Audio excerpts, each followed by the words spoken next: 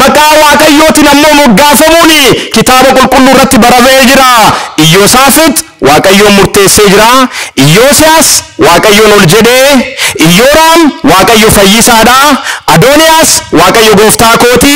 Adooniraam gooftaan koo kan ol jedhee akkanaan of moggaasuun kitaaba qulqulluu irratti maqaa Waaqaatiin of moggaasuun ni jira. Oromoo birattis ni jira. Waaq jiraa jedha Oromoon, Waaq wayyaa jedha Oromoon, Waaq beekaa jedha Oromoon, Waaq tolaa jedha Oromoon, hora Waaq jedha Oromoon, siiqee Waaq jedha Oromoon. Maqaa Waaqayyootiin maatii ofii ijoollee ofii moggaasuun kan baramedha. Kanaaf moggaasni gurraacha jedhamu akkamitti ilaalamaan amma gaaffii deebii argachuu qabudha. Waaqa gurraacha yoo jennu waa'ee seexanaa waan haasofnu itti fakkaata namoonni tokko tokko. Waa'ee hafuura xuraa'aa waan haasofnu itti fakkaata waaqa gurraacha. Waa'ee mootii dukkanaa waaqeffachuu kan itti fakkaatu ni jira. Kitaaba qulqulluu irratti waaqaaf moggaasni gurraacha jedhamu laatamuu baatullee moggaasa kana bifa calaqqisiisuun Waaqayyoon iccitii ta'uusaa, Waaqayyoon dhokotaa ta'uusaa, Waaqayyoon kan biraan gaamne ta'uusaa fi kan kana fakkaataniin ibsamee jira. Faarfannoo 17 lakkoofsa 11 irratti maal jedha? Golgasaa dukkana taasifatee jedha. Ana waliin jirtu hundi keessaniyyuu golgasaa maal taasifatee? Dukkana taasifatee. Har'a nama jaalattanii boru nama jibbina, hin fakkeessina, xoon waallee hin ta'ina. Har'a wayitanii boru hin qorrina. Har'a waadaa galtanii waadaa keessan hin jijjiirina. Waan har'atti waadaa galtan raawwadha. Hiriyoota keessanitti hin jijjiiramina. Saba keessanitti hin jijjiiramina. Qabsoo harkaa qabdan hin gurguratina. Haqaaf du'a morma keessan kenna. Korma dhabdan morma laadha jechaa jira bar.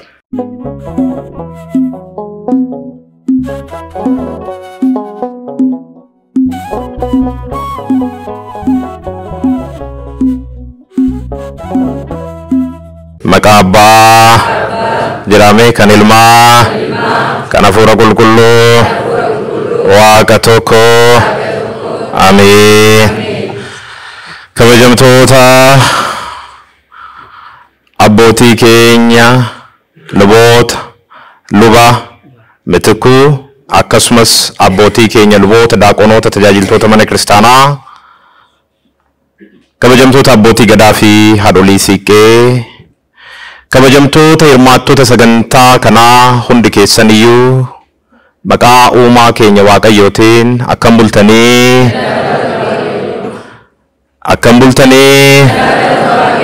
Ameen. Maqaan Waaqayyo keenya baha biiftuutii hanga lixa biiftuutti kan ulfaate haa ta'u.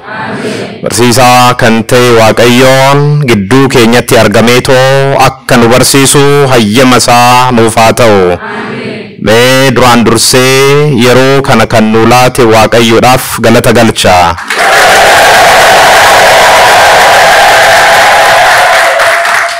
Mata dureen irratti barannoo Waaqa gurraacha jedha. Moggaasa kana aadaa yookaan afaan yookaan dhugeeffannaa Oromoo keessatti moggaasa beeknudha. Egaa duraan dursee akka waliigalaatti Waaqayyo ilaalchisee beekumsi isaan qaban hawaasni Afrikaa fi hawaasni Oromoo alaa fi keessan akkamitti hubatama kan jedhu laaluun ni barbaachisa. Warri lixaa keessattuu warri koloneessitootaa hawaasni Afrikaa akka amantii mataa ofii hin qabnetti liqeeffattoota amantii akka ta'anitti ibsamanii jiru barreessitoota adda addaatiin. Inumaayyuu barreessitoonni tokko tokko hawaasa Afrikaatiin animistidha jedhuuni. Animisti jechuun warra beeyladootatti bulan, warra bineensota bosonaatti bulan jechuun isaan sodaatanii isaan waaqeffachaa warra jiraatan hordoftoota amantii animizimiiti jedhaniitoo warri barreessan jiru. Waan amantii durii hordofaniif ammoo savage garmalee duubatti haftoota jedhaniitoo warri isaan ibsan jiru. Waan immoo warra isaanii gosa isaanii balbala isaanii takka takkaan beekanii adda baasanii fi ayyaana warra isaanii waammatanii fi those who are worshiping the ancestors warra abbootii isaanii waaqeffatan jedhaniitu moggaasanii jiru. Kana qofa miti warra hojii tolchaatti yookaan warra xinqolaatti bulan jedhaniitis warri moggaasanii ni jiru. Dhugaan jiru maalidha? Waa'ee hawaasa Afrikaa kana yoo kaasnu yoo jenne hawaasni Afrikaa amantii ofii isaa kan qabu akka ta'ee fi waaqa isaa hubannoodhaan ol transcendent akkasumas ammoo hundaa ol omnipotent bakka hundaa fi yeroo hundatti kan jiraatu omnipresent lamaatti ni argattu. Waa'ee Oromoo ormi maal jedhaa? Oromoon immoo maal jedha? Barreessaan Waaqbeekaa Hirbaa jedhamu Oromoon waaqni gurraachi jiraachuu isaa akka amanu riisarchii yookaan qorannoo isaa irratti ibsee jira. Haa ta'ullee malee barreessaan Asmee jedhamu tokko immoo Oromoon waaqan beeku, Oromoon seeraa fi ajajni isaa iddoo hunda jiraachuu isaa hin amanu, samiidhaan waaqayyo jedha jedheeti alaqaa Asmee kitaaba isaa bara 2008 maxxanfame fuula 18 irratti ibsee jira. Lafa Oromoo irratti yoo wangeela barsiisan akka waan warra waaqan beekne yookaan warra amantii hin qabne lallabanitti akka lallaban Professor Makuriyaa Bulchaa Contours of the Emergent and Ancient Oromo Nation kitaaba jedhu irratti kan bara 2016 maxxanfame irratti ibsee jira. Inumaayyuu barreessitoonni tokko paagan kan amantii hin qabne jecha jedhuu fi gaallaa maqaa jedhu faa akka isaan itti fayyadamaa turani barreeffamoonni tokko ni agarsiisu. Gara andamtaa faarfannoo Daawititti haa dhufnu. Andamtaa jechuun hiikaa kitaaba qulqulluu yookaan koomentarii jechuudha. Hiikaa faarfannoo Daawit gaafa laaltanii Oromoo jechuun akka warra gocha Sodoomii raawwatanii sanaan kan fakkeeffamedha. Oromoota taa bakkuma jirtan taa barnoonni taafuuf taa barnoota irra jirra.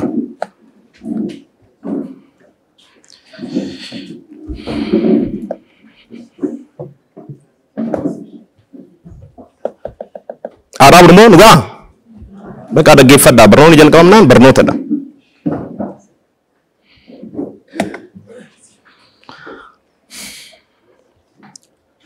Kitaaba andimtaa faaruu Daawit gaafa ilaaltanii Oromoota warra gocha Sodoomii raawwatan warra dhiiraaf dhiira waliin yookaan immoo dubaraaf dubara waliin wal qunnamtii saalaa raawwatan godheeti koomentaariin faaruu Daawit ifaan ifatti ni dubbitaa.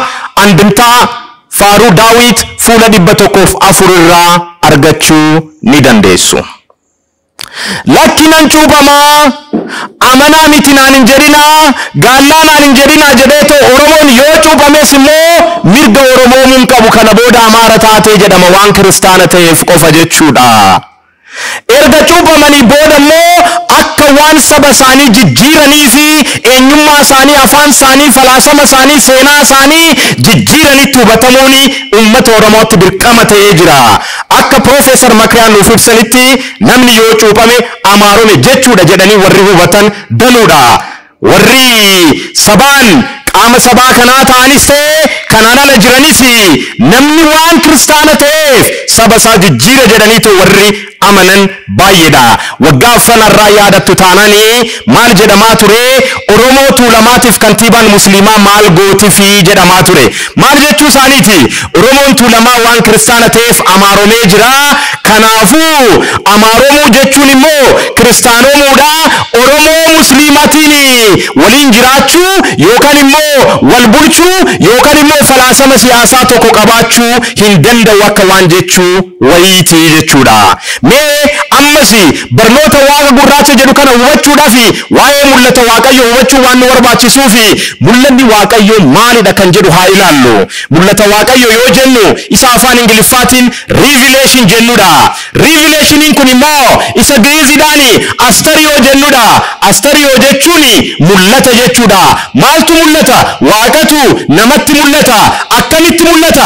Akka namaa galuu fi akka namni hubatutti duumessaan yookaan immoo sagalee qaqawweetiin yookaan immoo fakkeenyota adda addaatiin dhuma baraa irratti immoo gama ilma isaa gama gooftaa Yesuus Kiristoosiin nutti mul'atee jira jenneet amantii kiristaanaa keessatti amanna. Kanaafuu mul'ata Waaqayyoo keessatti Waaqni eenyu akka ta'e, amaloonni isaa maal akka ta'an, moggaasonni isaa maal akka ta'e, hojiiwwan isaa maal akka ta'e kan itti hubannudha jechuudha. Burqaawwan mul'ataa yookaan ammoo source of revelation kan jedhaman maalidha yoo jettani inni tokko uumamadha, lammeessoon kitaaba qulqulluudha. Kanaafuu burqaawwan kanneen lamaan burqaa waa'ee Waaqaa irraa waraabneetoo hubachuu dandeenyudha jechuudha. Maal jechuudha? Akkuma kitaaba qulqulluu dubbisnee waa'ee Waaqayyoo beekuu dandeenyu uumama kitaaba jedhamus dubbisneetoo uumamaan uumaa raajeffachuun waa'ee Waaqayyoo beekuun ni danda'ama jechuudha. Gara Oromootti hafirnu uummanni Oromoo sirna irreechaatiin, sirna dhibaayyuutiin, sirna daddarbaatiin, sirnoota adda addaatiin uumamaan uumaa raajeffachaa turee jira. Amantii kiristaanaa keessattis maddi mul'ataa inni tokko uumama jedheetoo qulqulluun Efreem inni Sooriyaa waan nuuf ibsee fi Waaqayyo uumama irratti hundaa'anii argachuun bara eeggalubboonaa yookaan amantii seera uumamaa jedhameetoo caqasamuu ni danda'a. Gara Waaqa gurraachaatti haa dhufnu. Mul'ata keessatti maal baranna waliin jenneerra? Eenyummaa Waaqayyoo, amaloota isaa, moggaasota isaat barannaa jenneerra. Kanaafuu moggaasni Waaqa gurraacha jedhu kuni maal jalatti ilaalamuu danda'a? Barnoota mul'ata Waaqayyo jedhamu jalatti ilaalamuu ni danda'a. Moggaasni Waaqa gurraacha jedhamu kuni aadaa yookaan falaasama Oromoon ittiin uumamaan uumaa raajeffatudha. Egaa Oromoon Waaqa isaatiin Waaqa gurraacha jedhee qofa miti kan inni waamu. Maqaan Waaqaa baay'eedha kan inni moggaasuuf. Akkuma amantii Misraa durii jedha barreessaan tokko, Waaqayyoon kitaaba qulqulluu irrattis ta'ee Oromoo biratti maqaa baay'ee qaba. Yaa Waaqa tokkicha jedha Oromoon, maqaa kee hedduudha. Uumaa jennus baalchaa, eegaas ta'ee qajeelchaa hundisaa maqaa keetii jedheetu Waaqa isaa moggaafata.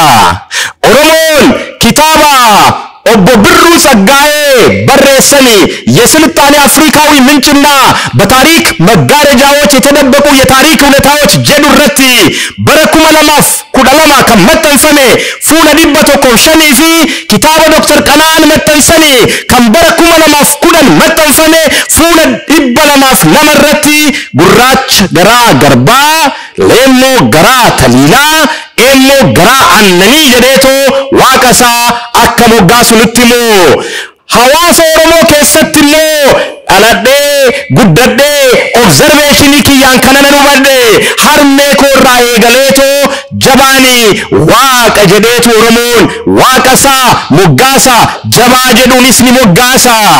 Akkasumas gurraacha garaa cabbii, gungumaa garaa cabbii, Waaqa garaa fittaalaa jedhameesi ni beekama.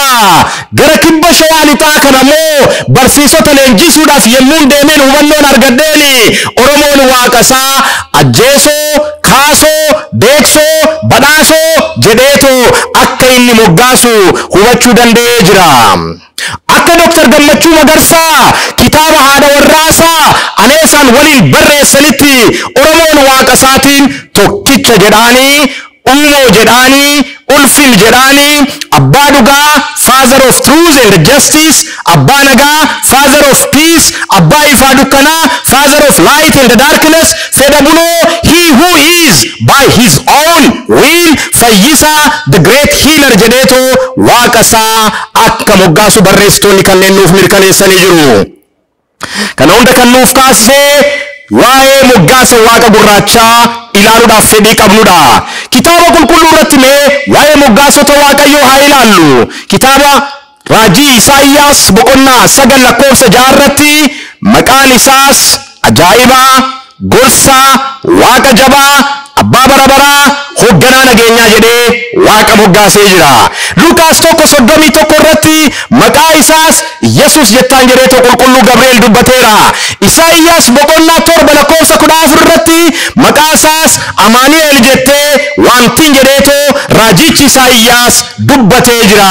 Waaqayyoon akkanatti yoo moggaafame moggaasni maqaa Waaqayyo kabaja qabamoo kan jedhu yoo jiraate ulfina guddaa qaba. Akka namoonni tokko fayyisaa addunyaa yoo jennu nutti qoosanii fi baachan otoo hin ta'in Waaqayyo maqaan isaa ulfina qaba.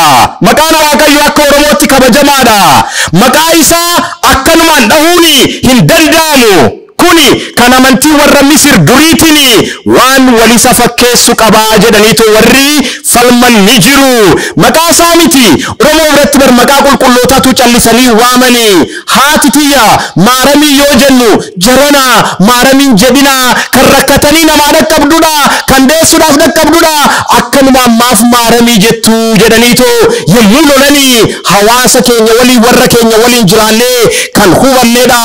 Oromoon inumaayyuu jedha. Lambert Bartels barreessaan jedhamu immoo waaqa kabajuu isaarraan kan ka'e maqaa isaa waaqa jedhee iyyuu waamu. Bu'uuran duratti isinitti himaa tureeni ulfina jedheet uumoo jedheet fayyisaa jedheet maqaa adda addaatiin gurraacha garaa garbaa jedheet leemmoo garaa taliilaa jedheetu waamaa jedhaniitu nutti himu. Akka kitaaba qulqulluuttis maqaan Waaqayyoo akkanumaan hin dhaamu. Seera ba'uu boqonnaa 20:7 irratti maqaa waaqa keetii akkanumaan hin kaasinii jedha. Maqaa Waaqayyootiin ammoo moggaafamuun kitaaba qulqulluu irratti baramee jira. Iyyosaafit Waaqayyoon murteessee jira. Iyyoosiyaas Waaqayyoon ol jedhee. Iyyoraam Waaqayyo fayyisaadha. Adooniyaas Waaqayyo gooftaa kooti. Adooniraam gooftaan koo kan ol jedhee akkanaan of moggaasuun kitaaba qulqulluu irratti maqaa waaqatiin of moggaasuun ni jira. Oromoo birattis ni jira. Waaq jiraa jedha Oromoon. Waaq wayyaa jedha Oromoon. Waaq beekaa jedha Oromoon. Waaq tolaa jedha Oromoon. Hora waaq jedha Oromoon. Siiqee waaq jedha Oromoon. Maqaa Waaqayyootiin maatii ofii ijoollee ofii moggaasuun kan baramedha. Kanaaf moggaasni gurraacha jedhamu akkamitti ilaalamaan amma gaaffii deebii argachuu qabudha. Waaqa gurraacha yoo jennu waa'ee seexanaa waan haasoof nutti fakkaata namoonni tokko. Waa'ee hafuura xuraa'aa waan haasoof nutti fakkaata waaqa gurraacha. Waa'ee mootii dukkanaa waaqeffachuu kan itti fakkaatu ni jira. Kitaaba qulqulluu irratti waaqaaf moggaasni gurraacha jedhamu laatamuu baatullee moggaasa kana bifa calaqqisiisuun Waaqayyoon iccitii ta'uusaa, Waaqayyoon okotaa ta'uusaa, Waaqayyoon kan biraan gaamne ta'uusaa fi kan kana fakkaataniin ibsamee jira. Faarfannoo 17:11 irratti maal jedha? Golgasaa dukkana taasifatee jedha. Ana waliin jirtu hundi keessaniyyuu golgasaa maal taasifatee? Dukkana taasifatee. Dukkana isin abaartanii waaqichi immoo golgasaa taasifatee jedha. Gurraacha isin abaartanii waaqichi immoo golgasaa taasifatee jedha. Seera ba'uu boqonnaa 20:22 irrattis Museenis bakka waaqni jiru gara dukkanichaatti dhiyaatee jira jedha. Waaqni eessa jira? Dukkana keessa jira jechuudha waaqni. Waaqichi dukkana keessa jira jechuun ammoo akka namoonni yaadanitti waaqichi hafuura xuraa'aadhaan kan wal qabate jechuu otoo hin ta'in hubannoodhaa olii jechuudha. Beekumsaa olii jechuudha. Kan biraan gaamne waan dukkana keessa jiran akkuma nagarre waaqa arguudhaaf ni rakkanna. Waan dukkana keessa jiru akkuma nubanne waaqa hubachuudhaaf ni rakkanna. Ni eenyu taaneeti beekumsa keenya kamiin waa'ee Waaqayyoo waa hundayyuu beekna. Kana yoo ibsu kitaabni qulqulluu Museenis bakka waaqni jiru gara dukkanichaatti dhiyaate yoo gara tulluu Siinaatti yommuu ba'e sanaa bar yommuu abboonni kurnan fudhatu sanaa bar waaqa wajjin yommuu dubbatudha bar dura maaltu itti mul'ate jedha? Ifatu itti mul'ate jedha. Ifa booda garamitti dhufe jedha? Gara duumessa gurraachaatti dhufe jedha. Duumessa gurraacha booda maalitti dhufe jedha? Gara dukkanichaatti ol lixee jedha. Waa'ee Waaqayyoo beekumsi qabnu sadarkaadhaan akkanatti guddata. Dura wallaalummaarraa dukkana wallaalummaarraa gara beekumsaa gara ifaatti dhufnaa. Ifa arganne yoo jennu immoo waa'ee Waaqaa irra caalaa iccitii nutti ta'aa dhufaa. Hubanne yoo jennu immoo irra caalaa dukkana gurraacha nutti ta'aa dhufaa jechuudha. Waa'ee Waaqayyoo hubannoo nuti qabnu jechuudha. Grigory of Nyssa abbaan jedhaman yookaan ammoo Gorgorios Zenusis jedhamaniitu afaan Ingiliziitiin abbaan beekamanii eenyummaa waaqayyoo dukkana limitiitiin fakkeessu. Kitaabni isaanii kun Amaariffaan hiikamee jira. Manfasawi hiyyoot ምንድነው kan jedhu irratti dubbisuu dandeessu. Waaqni dukkana limitiidhaan fakkeeffama. Waaqni eenyu jedhame dukkana maal iccitiidha jechuudha bar waan biraa miti bar. Waaqni eenyu gurraacha maal jechuudha beekumsaa ol jechuudha. Hubannoo keenya ol jechuudha. Kanaaf Grigory of Nyssaan eenyummaa waaqayyoo dukkana limitiidhaan fakkeessa.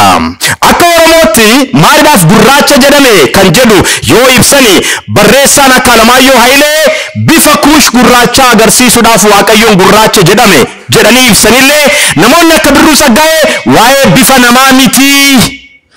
Waa'ee bifa namaa miti. Waa'ee beekumsaa olii ta'uusaati. Hubannoodhaa ol waa'ee ta'uusaati jedhaniitu obbo Birruu Saggaa'ee fi barreessitoonni biroo yaada kana mormu. Kanaaf maaliif waaqa gurraacha jedhamaree kan jedhu ilaaluuni gaafii keenyaaf deebii nuu laachuu danda'a. Waaqni gurraachi sababni itti jedhameef kana dura waa'ee waaqa gurraachaa barnoon ilaallee waan jiruuf sababan kana dura ibsa isiniif hin kaasu isa YouTube keenya OCM irraa ilaallachuu dandeessu. Amma sababa biraatiin isinii kaasa akka irra deddeebiin natti hin taane jechuudha. Waaqayyoon qulqulluu waan ta'eef Oromoon waaqa isaatiin waaqa gurraacha jedha. Gurraachi qulqullina waliin walitti dhufa. Gurraachi fakkeenya qulqullinaati jedhanii obbo Birruu Saggaa'ees ta'ee Dr. Gammachuun barreeffamoota isaanii irratti nuuf ibsanii jiru. Bifti kaani fakkeenya wal makuu yookaan fakkeenya boora'uuti. Kanaaf waaqayyoon madda qulqulluu ta'uusaa yookaan absolute origin ta'uusaa agarsiisuudhaaf waaqa gurraachaa jedhamee jedhu.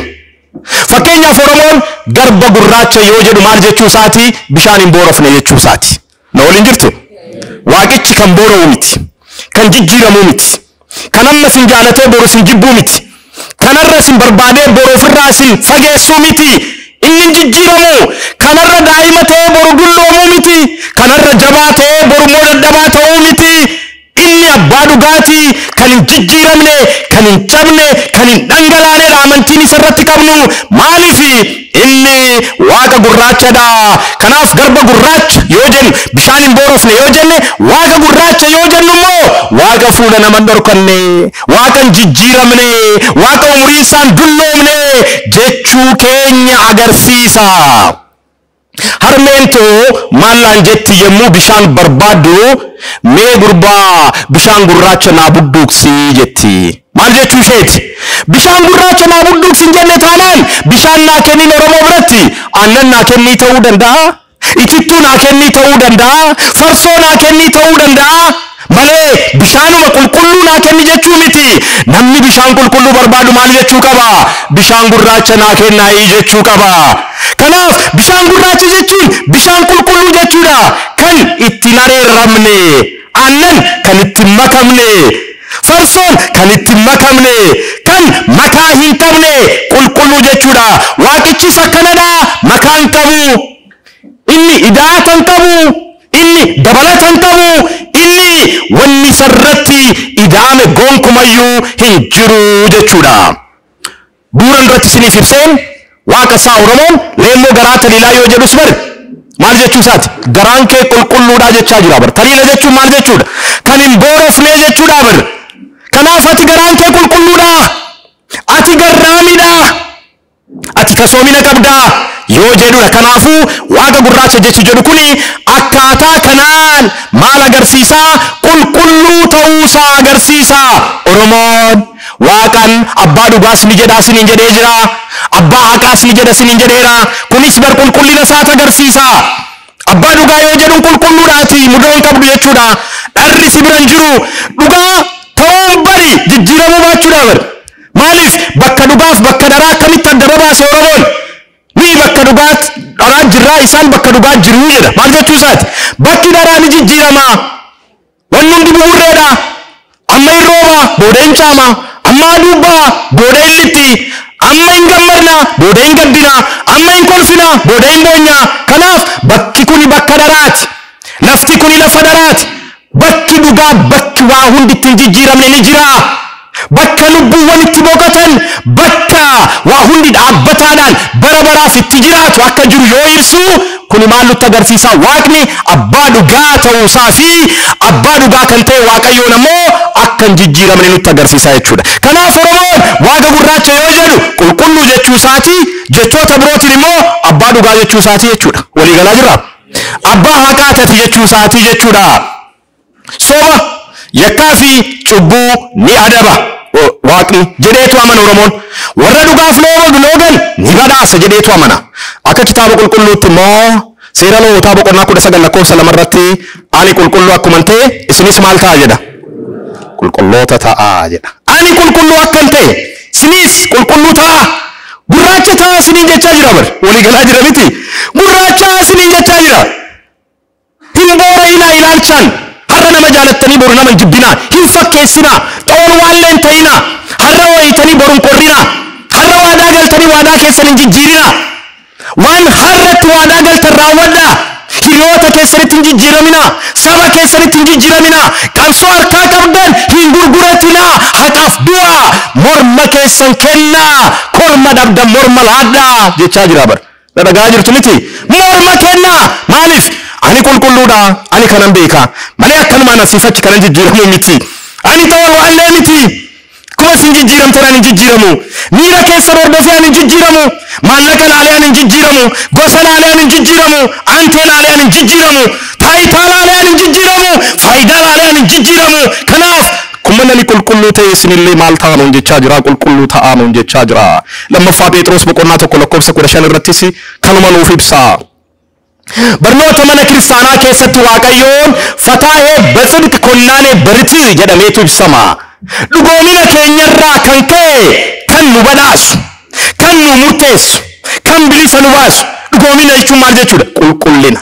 Qulqullina jechuun maal jechuudha? Gurraachummaa jechuudha. Maal ta'uu? Waaqa gurraachatti ba'u.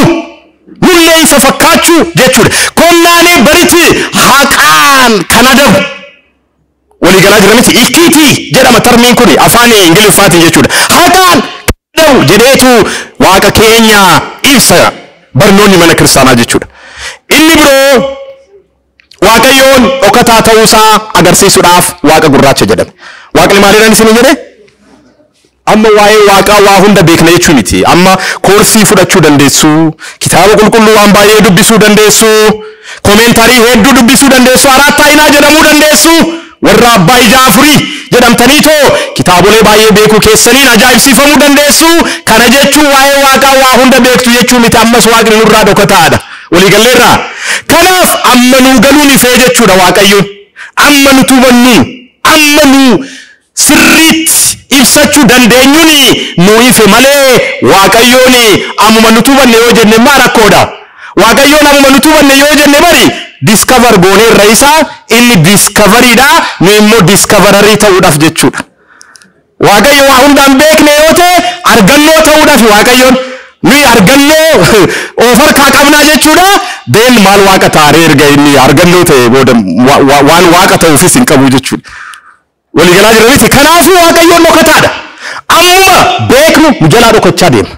Ammuma beeknu irra caalaa iccitiinsa fagoo ta'aa deema. Ammuma hubannu, ammuma afuraan ol kaanu innis ammoo ammasuma nurraa fagoo ta'a. Fagoo jechuun arjummaa isaatiin miti. Beekumsi waa'ee isaa, hubannoon waa'ee isaa qabnu jechuu koo malee gargaarsa isaatiin immoo yeroo hunda nama waliin oolee bula.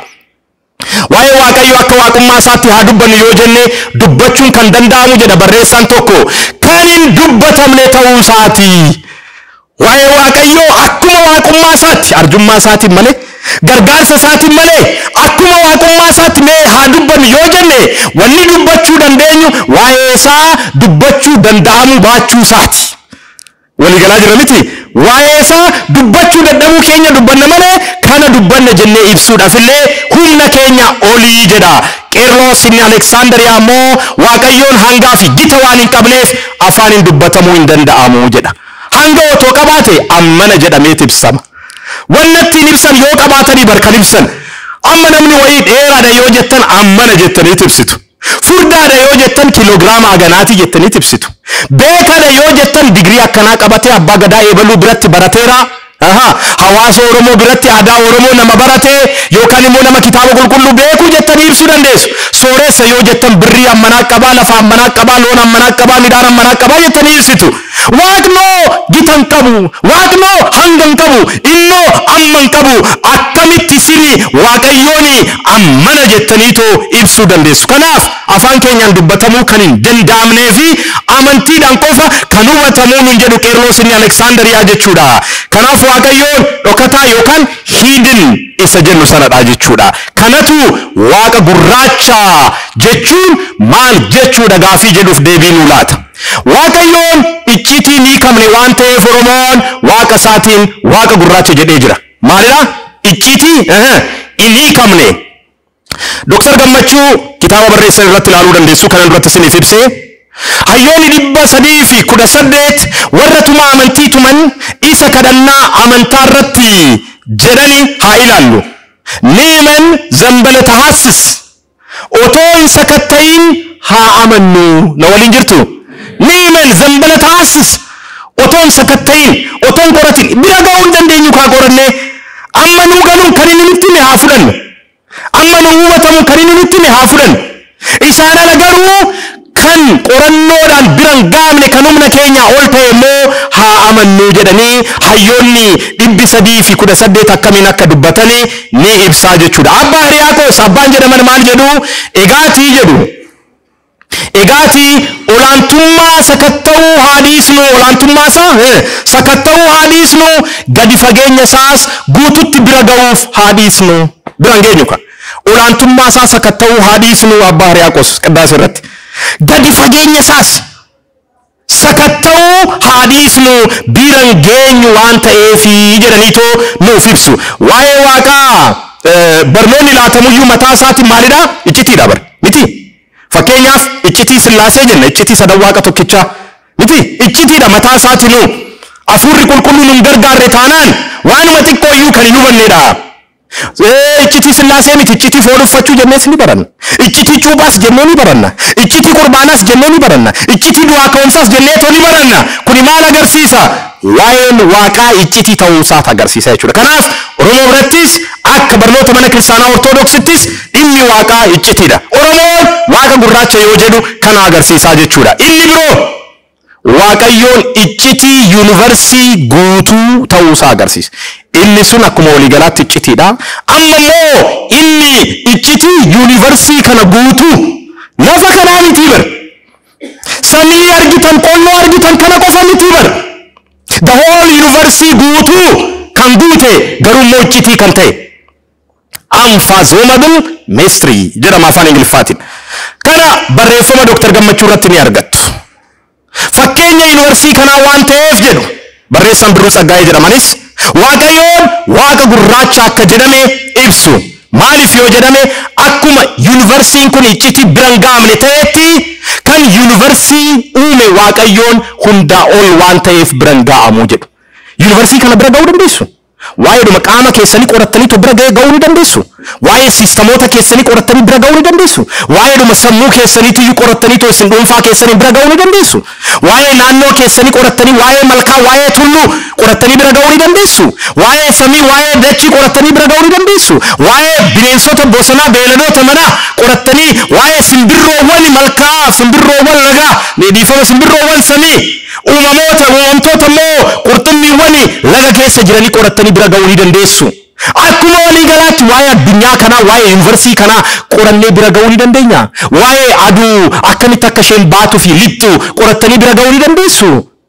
Addunyaan kun akkamitti sirnaa'eetu akka inni adeemaa jiru qorattanii bira ga'uu ni dandeessu. Addunyaan kun sirnaa'ee akkamitti akka hoogganamaa jiru qorannaan keessan bira ga'uu ni danda'a. Hin danda'u. Akkuma yuunivarsii kana biran geenye kan yuunivarsii kana uume Waaqayyo bira ga'uun hin danda'amu yoo jedhu Waaqa isaatiin Oromoon Waaqa gurraacha jedhaan. Inni biroo Oromoon Waaqa gurraacha yoo jedhu dukkana durii kan abbaa qofa miti. Dukkana durii ineffable darkness. Dukkana durii kan yoomii otoo addunyaan hin uumamin dura dukkana jiru. Seera uumaa boqonnaa 1 lakkoofsa 2 irratti akkana jedha. Dukkanni bishaan irra ture. Iftis ta'ee jedha. Bishaan irra maaltu ture? dukkana jibbina rakkoon qabu walii galaa jira miti akkatti jibbantu jira bakka hundatti garuu jibban akka hiikaa keenya irratti hundoofnee jibbuu dandeenya ta'a malee mataa isaatiin dukkanni rakkoon qabu dura kan ture maalidha dukkana iftuu kan uumame dukkanarraa jechuudha akkam ta'e iftis ta'ee jira bar maalirraa dukkanicharraa kanaaf akka oromootti bari dukkanni hangafa ifti qotusuudha bar walii galaa jira miti halkan hangafadha dukkanni hangafa oromoo biratti qotusuun ifa dura kan ture dukkana kitaaba qulqulluu irrattis dura kan ture dukkana kana keessa kan ture eenyudha waaqayyoodha waaqa dukkana limiti isa utoo addunyaan hin uumamin dura jiru sana keessa jiru waan ta'eef waaqa gurraacha jedhameera kanaaf dukkana keessa jiraachuun isaa hangafummaa isaa agarsiisa dukkanni hangafa waliin jenneerra dukkanni inni duraa inumaayyuu immoo dukkana hangafa ta'e ta'uu isaa walitti agarsiise waaqayyoon waaqa durii otoo addunyaan hin uumamin dura jiru akka ta'e hubachuun ni danda'ama akka kitaaba qulqulluutti gaa akkuma dukkanni dursaa ta'e waaqayyoonis immoo dursaadha wangeela Yohaannis boqonnaa 1:1 irratti maal jedha duraan dursee jechatu ture jedha dursa otoo homtuu hin jiraatin dura jechatu ture jedha jechis waaqayyoodha jechuudha dura kan ture ta'uusaa agarsiisuudhaaf gurraacha moggaafamee jira jechuudha roomee boqonnaa 4:16 ibroota boqonnaa 11:3 irras kan jiru dubbisuun ni danda'ama kanaaf dukkanni akka oromootti hangafa yoo jennu waan tokko siniif haa kaasu waa'ee walaabuu ni beektu walaabuu jechuun addunyaan kun otoo hin uumamin dura akkaataan ittiin jirtu walaabuu jedhama walaabuun kun dukkana gurraacha yookaan limiti addunyaan kun otoo hin uumamin dura jiruu fi ka addunyaan kun keessa isaa jiru jechuudha waaqayyoon addunyaa kana yoo uumu walaabuu kana bakka lamatti ree jedha oromoon inni tokko dachii fi dachii jala kan jiran ta'e inni tokko immoo samii fi samiidhaa ol kan jiran ta'e isaanis akka barbaachisummaa isaaniitti